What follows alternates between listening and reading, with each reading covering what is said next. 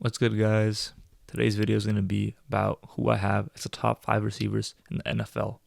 So without further ado, let's begin. At number 5, we have A.J. Brown.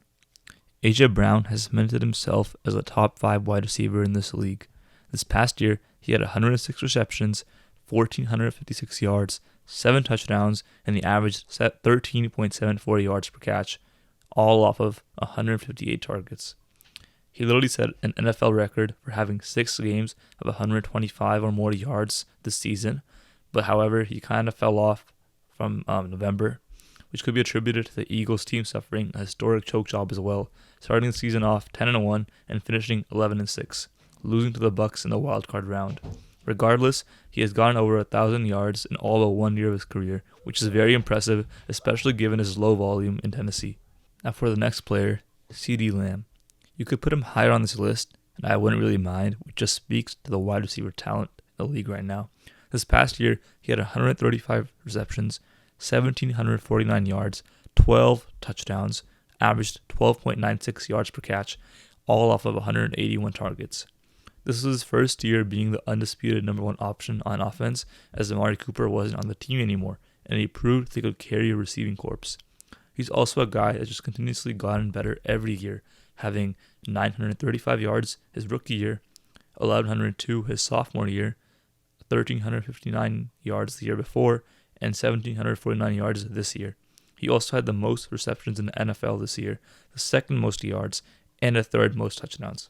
My third ranked wide receiver is Ja'Marr Chase. Having Ja'Marr Chase over CeeDee Lamb, especially after last year, might be a bit of a hot take, but I just want to remind you guys that these two can be interchangeable.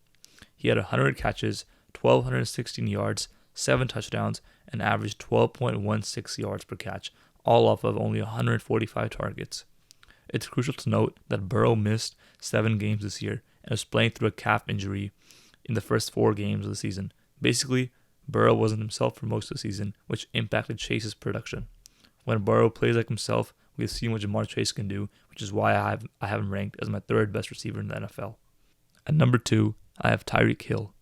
He had 119 receptions, 1,799 yards, 13 touchdowns, averaged 15.12 yards per catch, all off of 171 targets.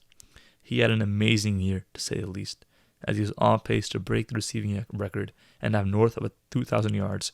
However, he got banged up near the end of the season, and his production dropped naturally. He still finished leading the league in yards and is a true game changer, but my concern is he's getting up in age, as he's now 30 years old, and he relies a lot on his speed, which will naturally go down as his age gets up. This is why he's not number 1, but number 2 is still great.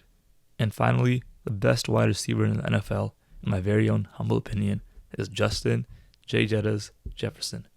He had 68 receptions, 1,074 yards, 5 touchdowns, averaging 15.79 yards per catch, off of only 100 targets. Oh, and I forgot to mention, this was all done in 10 games. That's actually crazy, especially when you also take under consideration that he only played 5 games with Kirk Cousins, with the rest being the likes of Josh Dobbs, the astronaut guy, and Nick Mullins. He's on pace to possibly be the greatest wide receiver of all time, as he's had over 1,000 yards in all 4 seasons of his career. This is why he's my number 1 receiver.